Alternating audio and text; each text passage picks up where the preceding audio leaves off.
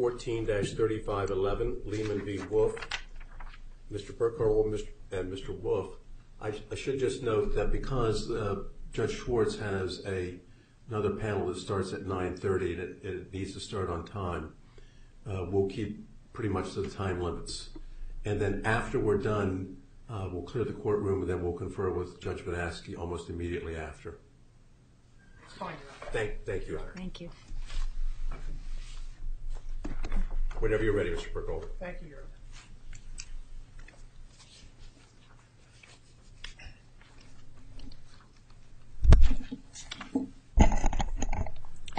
May it please the court, counsel, my name is David Burkholder, and I'm here on behalf of the appellant Janice Leaman in this matter. I apologize. Am I too loud?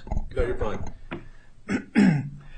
I have reserved 3 minutes of rebuttal time That's fine. for this matter. Thank you, Your Honor. The first question I have is, how did this get negotiated, this $100,000, that if he pays timely the $100,000 or whatever, the note becomes in effect, the amount becomes $100,000 less? What happened there?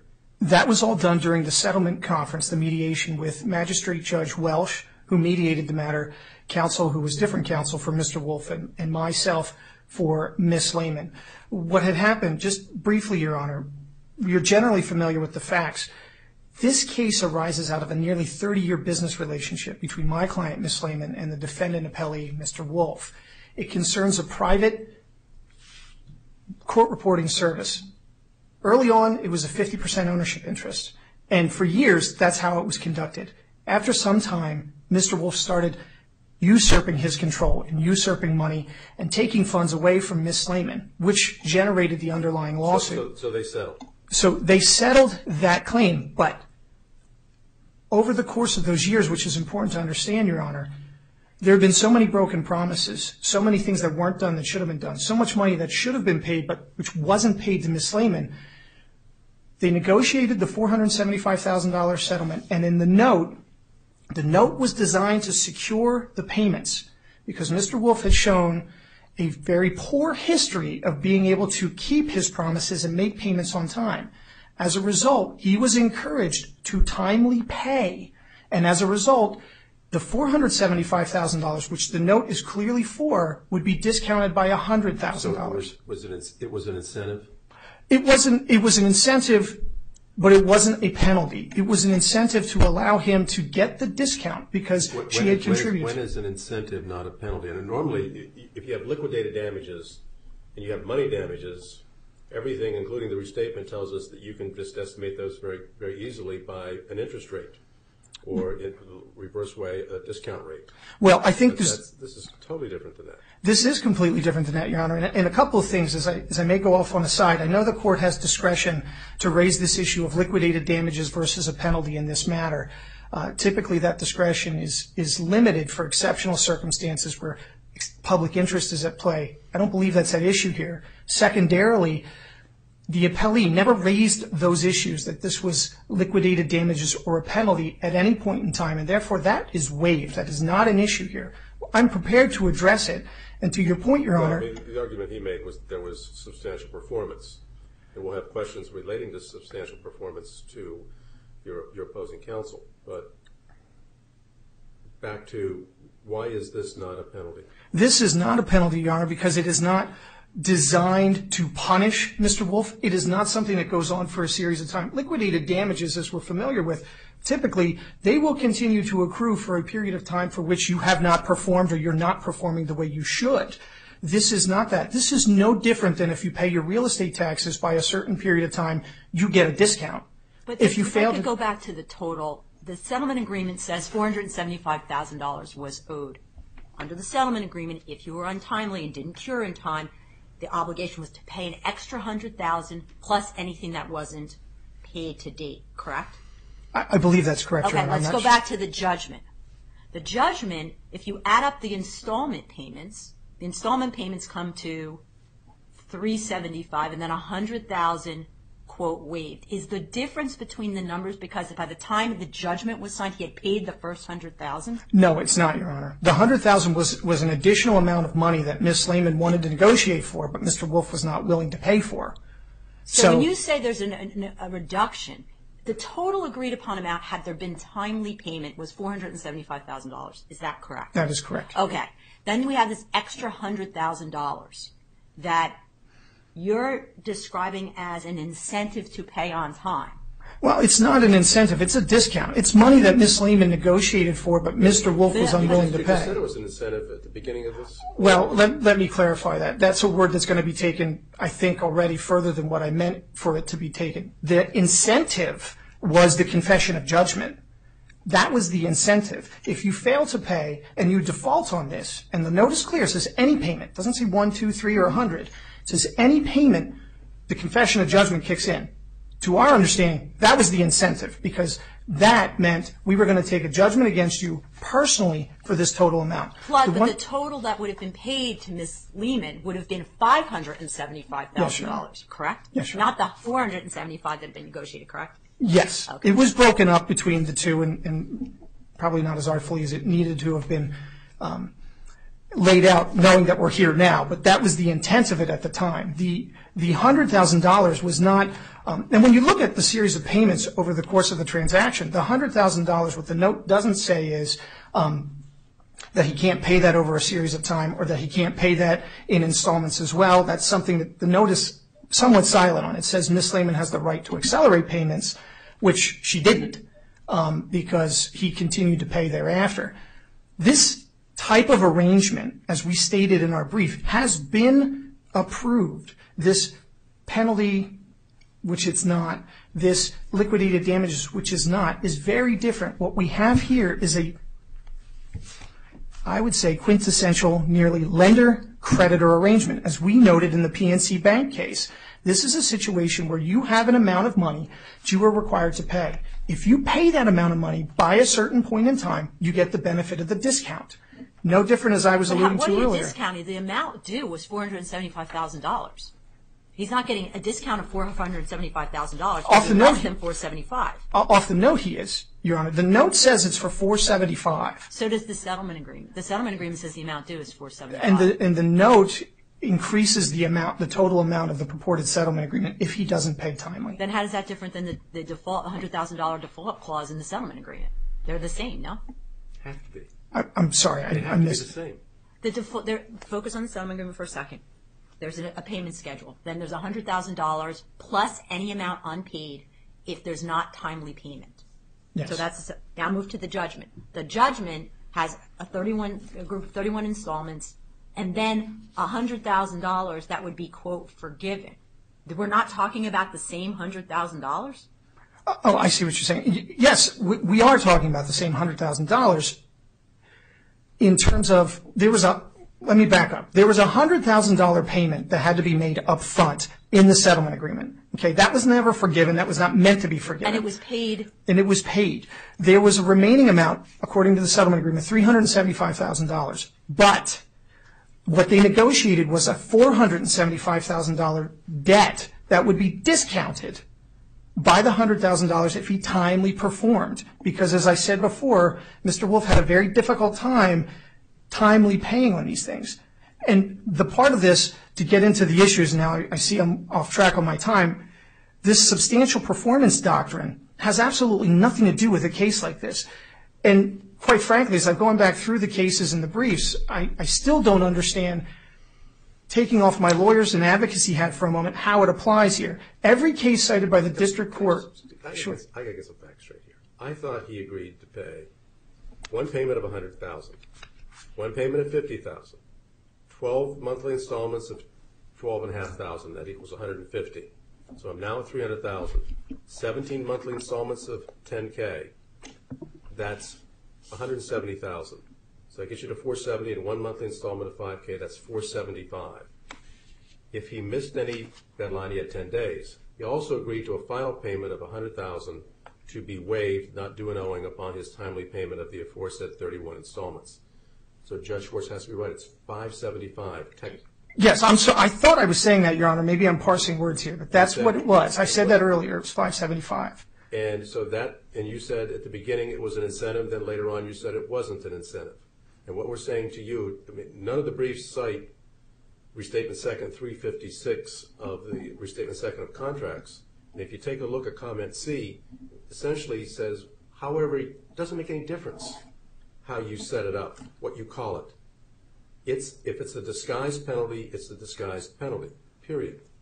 But there's no evidence here to suggest it is a disguised penalty, Your Honor. It's consistent with the other payments that have been made. There's no evidence that the parties sat down. What evidence is there that it's not a disguised penalty? The very fact, Your Honor, that the contract, the note under which this case has been brought, clearly sets out what the parties agreed to.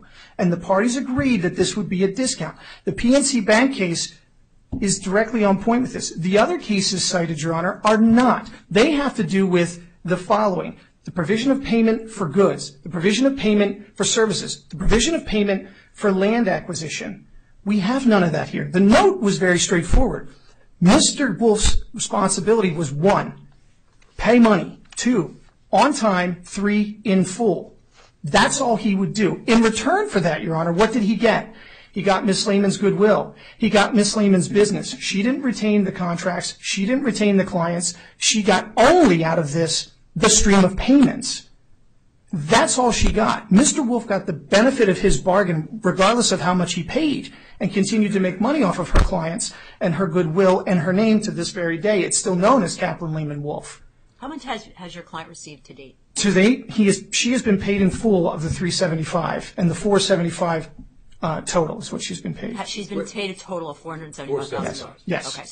So the issue here is whether she gets another $100,000. Yes, the discounted amount there, plus the attorney's fees. But I don't understand what's being discounted, because the amount agreed to in the settlement agreement is $475,000. Plus an additional $100,000 payment, as Your Honor noted, which would be $575 total. But that's only triggered for lack of timely payment. That's true. Okay. All right. Why don't we hear from Mr. Wolfe? Do you want to ask Judge Bernanke if you have any questions? Tom, do you have any questions? I apologize.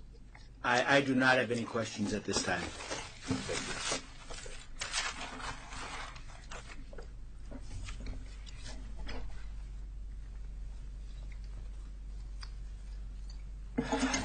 Good morning, Your Honors. My name is Stephen Wolfe, and I represent the appellee, Greg Wolfe. Are you related to him? I am. I'm his brother. Okay.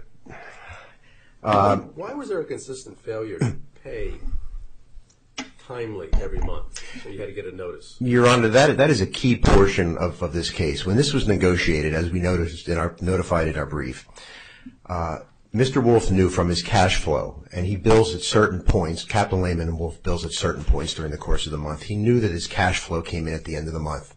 He wanted the payments to be due around the 20th, the 21st, 22nd of the month. The mediation occurred on the 11th of the month. Ms. Leaman wanted the payments due consistent with that same date, and he was up front with her, and he says, I can't do it, I need 10 days. They negotiated a 10-day period in there where he'd be able to accomplish what he needed to accomplish. Yeah, but in effect, he had to get a default notice almost every time, and then he would pay, except for the last 2 times in which you had extraordinary circumstances that came up. He was very upfront with that with Ms. Leaman at the beginning. He said, I can't make the payments by the 11th. I need 10 days. And she gave him the 10 days. There were only 2 times when that occurred. One was when his son passed away unexpectedly, and he made that payment immediately as soon as he could after she made a reasonable demand. And then the second time is this time when UPS lost the actual payment. But she knew up front that he was going to need those 10 days, and he used them, and it's our argument that he had the right to use them. Now, I know there's been some discussion here regarding the amount that was the amount of the settlement. It's our position that this was a $475,000 settlement, not $575,000. If you look at the agreement specifies a series of installment payments, and one of those installments was the $100,000 payment. That was not an upfront payment. It was an installment. The balance was $375,000 after that first installment. The note. We've got that. And what you said at the district court, and what the district court agreed with, is that there was substantial performance. But does the substantial performance forgive all damages? Well, first of all, Your Honor, it's our position that Ms. Leaman has suffered no damages. She has been paid the entire amount. I'm asking theoretically. Theoretically. For example, does it forgive or make it so that you cannot have acceleration or attorney's fees for the expense that she's gone through?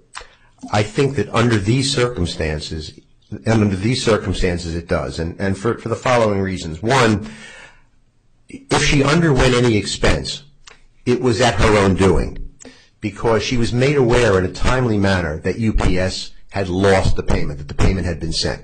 There was no reason for her, using her husband as an attorney, by the way, to incur any expense to confess judgment or to proceed with a confession of judgment, knowing what UPS had done inadvertently. At the very least, isn't she entitled to interest on the late payments? If she's entitled to interest on the late payment at current market rates, I suppose an argument could be made on that if she's interested in 2 weeks' worth of interest on whatever that payment was, $12,500.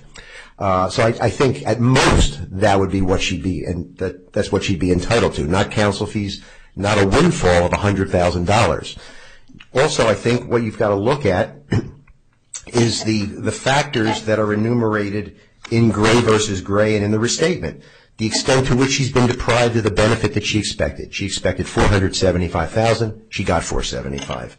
The extent to which she can adequately be compensated for any benefit of which she has been deprived.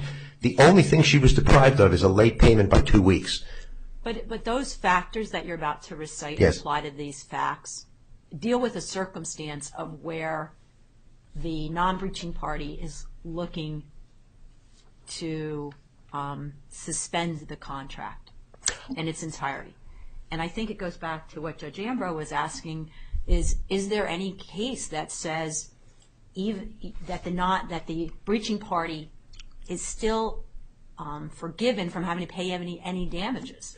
There are two different remedies. I'm sure you understand. Yes, right? And while I understand that the doctrine of substantial performance largely deals with the non-breaching party's right to suspend the contract, I think it's equally applicable to these unique facts in that this is a situation where the breaching party should be entitled to say, I didn't breach. It may have been I didn't engage in a material breach. There may have been a technical breach because this payment was lost by something that was not my fault. But doesn't the case law say the immaterial breach does not mean there's no damages? It just means there's no suspension of the obligations of the non-breacher. Yes, that is what the actual case law says.